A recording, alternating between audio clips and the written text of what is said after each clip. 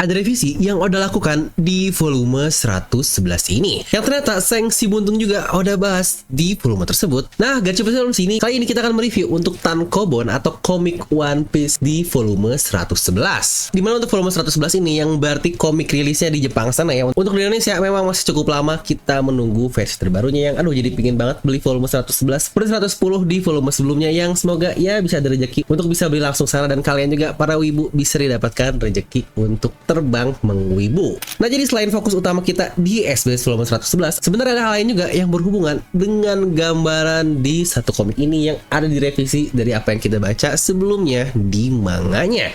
Makanya pastikan kalian tonton video sampai habis agar tidak ada informasi yang miss dan juga setengah-setengah, karena tidak masuk akal, tapi akal bisa masuk. Nah, mari tanpa basa-basi lagi kita langsung saja wadaw.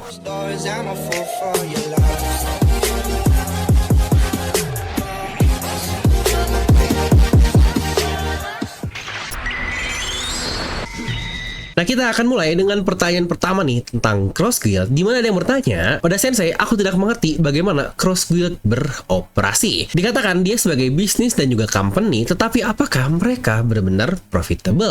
Jika mereka memberikan uang cuma-cuma ke rakyat biasa yang membawa kepala dari angkatan laut, bukankah seharusnya mereka akan bangkrut dengan cepat? Dan Oda pun menjawab di sini, eksistensi dari Cross Guild sendiri sudah menjadi masalah besar bagi angkatan laut. Ketakutan akan diserang oleh siapapun, dimanapun, pasti hal tersebut akan menurunkan moral dari tiap prajurit. Yang tentu saja hal ini akan memperlambat pekerjaan dari angkatan laut, yang itu pun berdampak kepada para perusahaan-perusahaan gelap alias dark market dari underworld yang mereka bisa beroperasi dengan lebih bebas. Dengan hal itu pastinya mereka akan mendapatkan uang yang jauh lebih banyak.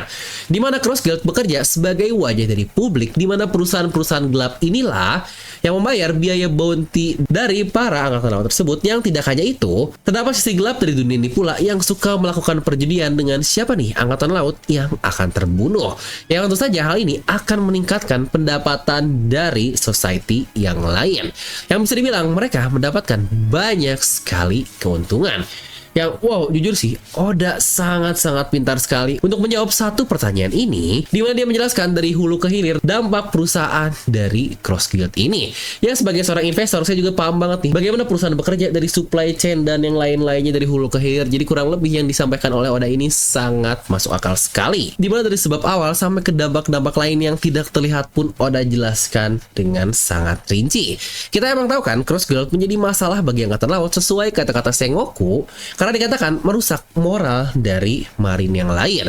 Dan benar, dampak itu membuat mereka menjadi loss, yang pada akhirnya pada saat loss tersebut pelaku-pelaku trading gelap kriminal ini dapat bergerak dengan lebih leluasa, yang berarti profit mereka pasti akan naik. Dimana duit mereka naik, serangan Cross Guild naik, profitnya juga akan semakin naik. Udah aja terus muter begitu yang dilakukan oleh Cross Guild. Apalagi seperti yang dikatakan oleh Oda, terdapat sisi gelap dari dunia ini. Ada orang-orang yang suka ngebet nih atau ngejudi siapa yang akan ditangkap dari angkatan laut, dan mereka akan mendapatkan uang hasil judi tersebut.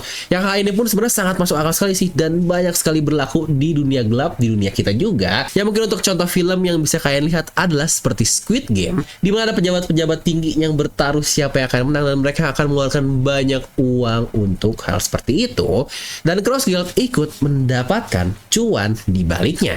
Yang bukankah ini sangat kompleks sekali? Tetapi satu hal yang paling jenius menurut saya, yang lagi-lagi bukan Oda lah, kalau itu sudah jelas, yang mencanangkan Cross Guild ini, dan dia adalah Crocodile. Next, pertanyaan teknis nih, ada yang bertanya, di One Piece saya jarang melihat bubble percakapan berbentuk vertikal seperti di banyak manga Jepang lainnya. Teks panjang pun akhirnya dibagi-bagi menjadi beberapa baris dan beberapa bubble. Kenapa kau lakukan itu, Oda Sensei? Dan Oda pun menjawab, ternyata kau memperhatikannya. Jujur aku cukup kaget mendengar pertanyaanmu. Kau tahu, awalnya aku banyak menggunakan bubble secara vertikal, tapi pernah aku melihat hasilnya di luar negeri, di mana teks horizontal berubah menjadi vertikal yang sejujurnya sangat buruk sekali. Banyak juga negara-negara di mana tulisan itu berbentuk horizontal, jadi sekarang saya membuat bubble-bubble yang didesain agar lebih mudah dibaca, mau dalam bahasa apapun mereka semua. Yang lagi-lagi, ini hal sangat baik dari Oda Sensei kita karena dia sangat memperhatikan para pembaca dengan menggambar bubble dan baris-barisnya agar enak di mata. Ya mungkin buat yang tidak begitu relate atau kurang ngeh dengan maksudnya, kita coba lihat satu gambar ini, dimana untuk versi Jepang asli teksnya rata-rata tertulis dalam bahasa Jepang yang emang biasanya vertikal, dan translator nantinya harus mengubah ke horizontal jika harus diubah ke bahasa Inggris juga bahasa Indonesia, dan bahkan bentukan bubble-nya juga banyak yang berubah, yang bukankah itu akan menjadi PR untuk mengubah background segala macamnya yang lagi-lagi nambah kerjaan. Next, ada juga yang nanya nih, Oda Sensei, ibuku yang dulunya berpikir kalau anime itu untuk anak-anak dan temanku yang tidak pernah tertarik membaca manga, akhirnya mereka mulai membaca manga setelah menonton live action One Piece dan mereka benar-benar terpesona. Aku sangat senang sekali Oda Sensei, kau bukanlah manusia. Buah iblis apa yang kau makan bisa-bisanya memanage manga dan live action di satu waktu yang sama. Dan Oda pun menjawab, ini benar-benar membuatku senang sekali. Sepertinya yang mengirimkan surat ini, dia berasal dari luar negeri, tetapi inilah satu hal dan tujuan yang aku maksud. Fakta bahwa ibumu berpikir bahwa anime itu untuk anak-anak adalah hal yang sangat wajar distereotipkan di luar negeri, di mana orang dewasa tidak ada yang menonton anime atau juga membaca manga. Yang hal ini pun dulu terjadi di Jepang seperti itu, tetapi bukankah sangat menarik jika kita memiliki majalah global di mana anak-anak dan orang dewasa bisa menikmati bersama membaca manga serialisasi tersebut. Itulah yang membuatku termotivasi lebih jauh lagi. Yang bukankah Oda emang luar biasa, dia bisa menggabungkan bocil-bocil yang baca One Piece sampai bapak-bapak yang udah punya anak juga yang masih tetap mengikuti One Piece. Siapa coba nih yang dari anak-anak sampai punya anak masih ngikutin One Piece? Next, pertanyaan lucu juga nih, ada yang minta, Oda coba gambar ulang fusion dari seluruh kru topi jerami yang kau lakukan 20 tahun yang lalu. Yang ketiga pada saat itu adalah sampai Robin di volume 33. Dan boom, ternyata hasilnya seperti ini yang sangat-sangat jelek sekali. Lanjut, ada juga yang bertanya nih tentang makan buah iblis Zoan Awakening. Shaka berkata kalau pemakan buah iblis Zoan sering kehilangan kepribadiannya jika mereka gagal saat melakukan awakening buah iblisnya. Jadi apakah para penjaga Impel Down monster-monster itu adalah manusia-manusia yang kehilangan kepribadian karena awakening gagal dari buah iblisnya? Yang ternyata akhirnya terkonfirmasi karena lagi-lagi Oda menjawab, ya benar sekali, yang sebenarnya hal ini pun sudah sangat lama sekali kita bahas, yang kita juga sudah tahu alasannya seperti itu. Next, kita masuk ke pertanyaan yang pernah kita sindir juga di video review terakhir. Apakah Hanafuda yang di-reveal di SBS volume 109 adalah ayah dari Ulti dan juga Pechuan? Dan Oda pun menjawab, maksudmu mantan si Chibukai yang dikalahkan oleh Portgas DS. Dan di sini aku berpura-pura tidak tahu. Tetapi ya, kau benar, dia adalah ayah dari keduanya. Hal penting yang perlu dipahami di sini adalah hubungan Hanafuda dan juga Kaido. Walau mereka pernah bertarung sebagai bajak laut, tetapi karena mereka memiliki tujuan yang sama, pada akhirnya mereka menyatukan kekuatannya. Hobi Hanafuda adalah mengumpulkan buah iblis Zoan Ancient yang digunakan untuk memperkuat kekuatan dari bajak laut Kaido. Hanafuda sangat terpukau dengan kekuatan dari Kaido dan dia pun akhirnya bekerja sangat keras untuk membuat Kaido menjadi raja bajak laut. Setelah dia dikalahkan oleh Es dan kehilangan gelarnya sebagai Shichibukai, Hanafuda pun dibunuh oleh bajak laut yang memiliki dendam terhadapnya ketika dalam perjalanan pulang untuk menemui anak-anaknya, yang bukankah sangat kasihan sekali. Oke, lagi-lagi buat yang nggak tahu, ini pun pernah dikatakan ya kalau Ulti dan Pechuan memang seorang adik kakak kandung yang mereka dirawat oleh Kaido sejak masih kecil. Tapi kita masih belum tahu nih siapa orang tuanya atau ayahnya, yang ternyata terkonfirmasi di sini kalau ayahnya adalah mantan Shichibukai dari Hanafuda. Ya, terkait kisah hidup Hanafuda pun pernah kita bahas di satu video super lengkap yang setidaknya banyak terkonfirmasi dari SBS yang udah katakan di sini dan hubungannya dengan Kaido. Yang disitu pun kita membahas tentang buah iblisnya dan banyak role-role lain juga yang sudah kita bahas yang bisa kalian tonton di video ini. Namun yang menarik buat saya adalah ternyata banyak juga ya karakter-karakter hebat, mau semengerikan apapun mereka, tetapi tetap saja mereka melanjutkan hidup sebagaimana utuhnya manusia dengan mempunyai anak dan peduli terhadap anaknya. Ya mungkin contoh yang paling jelas seperti Kuma, lalu juga Hanafuda. Di sini dia mau pulang untuk ketemu anaknya, malah terbunuh. Yang tinggal jadi pertanyaan, siapa bajak laut yang bisa membunuh Hanafuda, sosok yang dikalahkan oleh Es ini? Yang lagi-lagi untuk Es jelas lah dia pasti bisa membunuhnya juga, tapi baik lagi kita tahu kan untuk bajak laut kekalahan lebih menyakitkan dibandingkan kematian. Next, barusan kita udah pertanyaan serius, sekarang kita masuk ke jokes lagi. Ada yang bertanya, Oda Sensei, karena Shanks punya satu lengan, bagaimana dia menggulung lengannya? Oda menjawab, itu pertanyaan yang luar biasa. Tapi tidak perlu khawatir, karena itu pun termasuk ke dalam salah satu bentuk dari pakaian. Seperti yang kau tahu, ada banyak jenis baju kan di dunia ini. Dimulai dari lengan pendek, lengan panjang, dan juga ada satu lagi, yaitu lengan yang digulung. Nah itulah dia, Shanks menggunakan pakaian dengan lengan yang tergulung. Tetapi apa kau pernah melihat Shanks tanpa lengan yang tidak tergulung ya? Aduh, Oda ini emang paling jago masalah ngeles mana jawabannya masuk akal juga. Yang wah ini Oda memang sangat jenius. Lanjut, ada juga yang bertanya kepada Oda, Ci, di chapter 967 kita melihat bajak laut Roger depan jembatan besar. Apakah itu jembatan Tequila Wolf? Atau itu adalah Bourbon Wolf? Serta apa juga nama planet tempat Luffy dan yang lainnya bertualang ini? Dan Oda pun menjawab, apa? Lagi-lagi pertanyaan yang sangat baik. Oke, pertama, nama planet ini disebut sebagai Blue Star.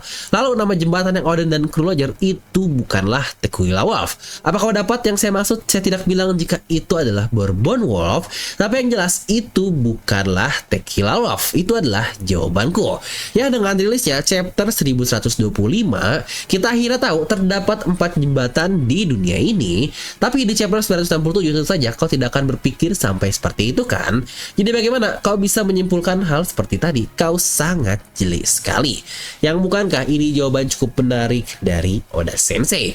Tequila Wolf, buat yang lupa, adalah tempat Robin dilempar ketika masa pre-time skip, yang berarti hal yang dilihat oleh Roger adalah satu dari 3 jembatan lain. Yang sejujurnya saya masih bingung sekali kenapa Oda menyembunyikan apa nama jembatannya. Apakah ada hubungan dengan lokasinya yang kita masih belum tahu? Oh ya, terkait nama planet Blue Star ini, itu pun sudah pernah kita ketahui dari cover story Ariel di chapter 472. Jadi lagi-lagi itu bukanlah hal baru. Di situ dikatakan jika nama planet bumi kita adalah Blue Planet, dan seperti yang pernah kita ulang berkali-kali tentang kanji dari Jepang, kalau Sei memiliki arti sebagai planet dan juga sebagai star, jadi bisa disebut sebagai Blue Star dan juga Blue Planet. Next, ada juga nih pertanyaan menarik lain. Oda Sensei, kalau buah iblis buatan ketika mereka mati, apa yang akan terjadi kepada buahnya? Yang mungkin ini juga yang akan ada muncul di pikiran kalian, di mana buah iblis seperti Smile lalu juga buah iblis Vegapunk kalau mati buahnya akan kemana?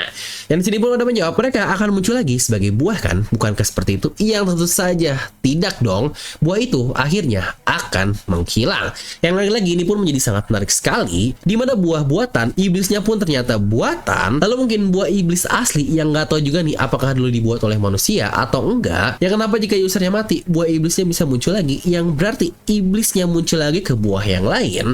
Yang apakah benar-benar kemampuan iblis itu ada di dunia One Piece dan Imu adalah inang utama dari iblis ini sendiri? Lanjut, ada lagi pertanyaan tentang Luffy. Oda Sensei, jika Luffy punya satelit seperti Vegapunk, bagaimana bentukan ke-6-nya? Oda pun menggambar di mana bakal ada 5 York atau Grid dan 1 Atlas atau Violence. Yang wadaw banget nih, kerakusan dan keserakahan Luffy emang tidak ada tandingannya di dunia ini.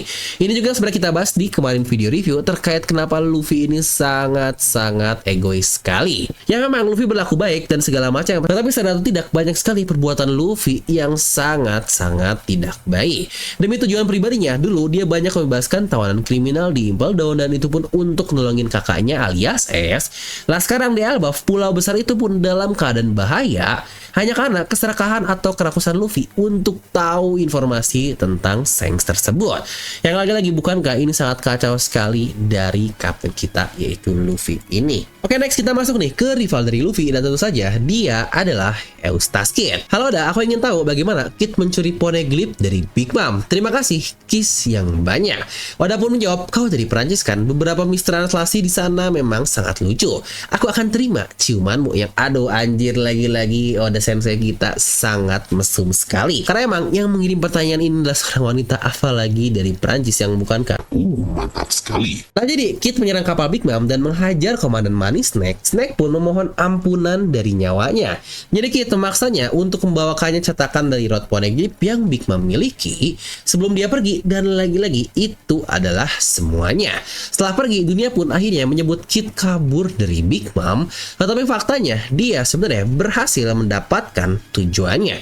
Yang wow, yang bukankah Kid is real god yang lagi-lagi orang sangat tidak sukai. Dengan banyaknya orang-orang yang nge-hate mau di One Piece kayak mau di real life, karena bukankah banyak banget pembenci Kid yang kalau kalian lihat di komen-komen yang bilang wah Kid mah culun, cupu. Yang udahlah pokoknya haters Kid ini sangat banyak sekali. Yang Oda benar-benar bisa membuktikan kapasitas dari Kid mau di One Piece pun ternyata dia dibuatnya menjadi sosok yang cukup dibenci oleh orang banyak. Dimana berita Kid kabur setelah melawan Komandan Big Mom pun tersebar luaskan, karena bukankah Karibo saja menceritakan kepada Luffy kalau Kid dia kabur ketika melawan Komandan dari Big Mom. Yang disitu pun bahkan Kid tidak menjelaskan apa yang dia lakukan, yang bukankah wah ini cool sekali dari satu karakter ini. Yang emang lagi-lagi untuk Kid ini cuma sial aja lah, dia harus ketemu dengan Shanks lagi sebelumnya kehilangan sebelah lengannya, nextnya langsung kena Kamusari dan rata. Yang lagi-lagi sangat masuk akal sekali sih, yang berarti level Shanks ini memang sangat tinggi sekali kekuatannya. Toh jangan lupakan Loki yang segitu banyaknya orang takuti saja, bahkan sampai ras Elbaf ternyata bisa dikalahkan oleh Shanks, yang bukan hanya dikalahkan tetapi bisa ditangkap doang.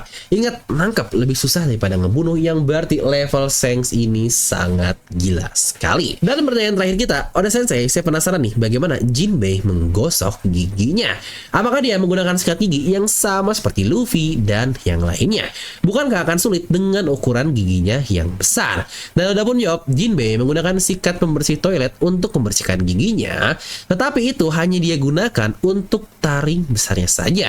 Untuk gigi lainnya dia akan menggantinya seminggu sekali seperti Pop. Bukankah taring hiu akan langsung tumbuh dengan mudah?